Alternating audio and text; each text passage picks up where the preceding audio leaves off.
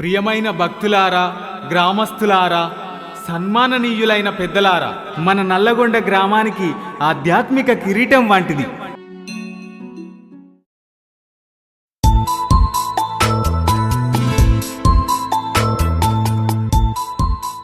శ్రీ లక్ష్మీ నరసింహస్వామి స్వయంభుగా గుట్టపై వెలిసిన ఈ పవిత్ర క్షేత్రం, ఈ క్షేత్రం ఎంతో పురాతనమైనది, ఎంతో మహిమాన్వితమైనది. నల్లగొండలోని లక్ష్మీ నరసింహస్వామి ఆలయం మరియు సీతారామాలయం అనే ఈ రెండు దేవాలయాలు మన ఊరికి వరప్రసాదంగా ఆధ్యాత్మిక శక్తి కేంద్రాలుగా నిలిచాయి. ఈ గుట్టపై అడుగు పెడితేనే ఒక దైవికమైన అనుభూతి కలుగుతుంది. ఎందుకంటే ఇక్కడ అనేక చారిత్రక ఆనవాళ్లు కనిపిస్తాయి. ఆ ఆనవాళ్లు చూస్తే పురాతన కాలంలోనే గుట్టపై నివాసం ఉన్నట్టుగా స్పష్టంగా తెలుస్తోంది. ఇప్పుడు గుట్టపై ఉన్న ముఖ్యమైన విశిష్ట ప్రదేశాల గురించి తెలుసుకుందాం.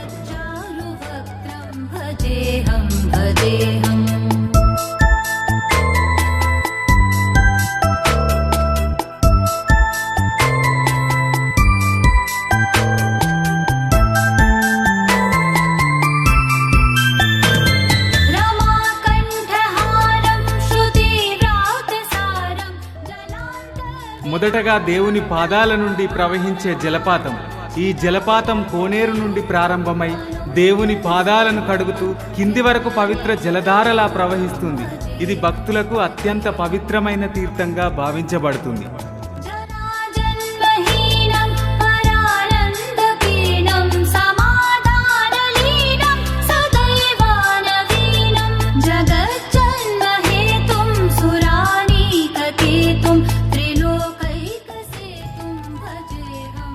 స్వయంభూ గుహ.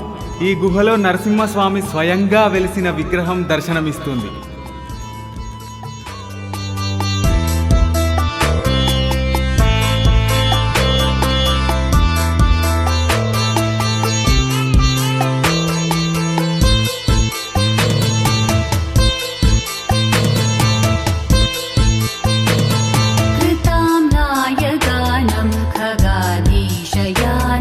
విముక్తైర్నిదానం హరారాతిమానం స్వభక్తానుకూలం జగద్వృక్షమూలం నిరస్తార్థశూలం భజేహం భజేహం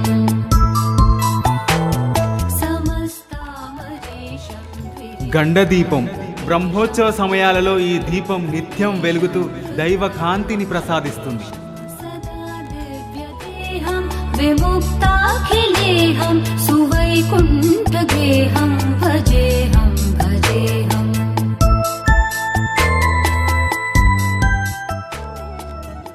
కోనేరు. వర్షాకాలంలో ఇది నిండుగా నీటితో కలకలలాడుతూ ఉంటుంది. కాలక్రమేణా ఆ నీరు కిందికి ప్రవహిస్తూ ప్రకృతి సౌందర్యాన్ని మరింత అందంగా చేస్తుంది.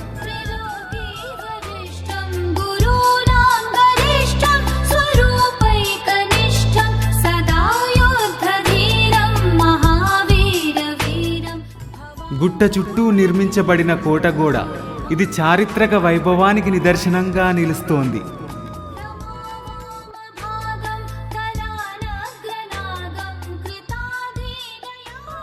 పెద్ద కోనేరు పక్కనే ఉన్న చిన్న కోనేరు.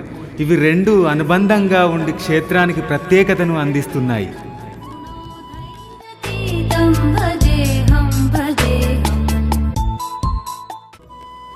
గుర్రం దర్వాజా. ఈ ప్రాంతం చుట్టూ కనిపించే గుర్రపు టెక్కలు పురాతన చరిత్రను గుర్తు చేస్తాయి. అదేవిధంగా లక్ష్మీ నరసింహస్వామి క్షేత్రం మరియు రామాలయం రెండు నిత్య పూజలు అందుకుంటున్న పవిత్ర ఆలయాలు.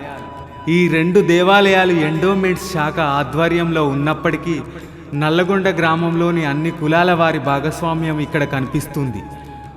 ఒక్క కుటుంబంలా వంతుల వారిగా కలిసికట్టుగా ఉండి అన్ని కార్యక్రమాలలో భక్తి శ్రద్ధలతో నిర్వహిస్తుంటారు.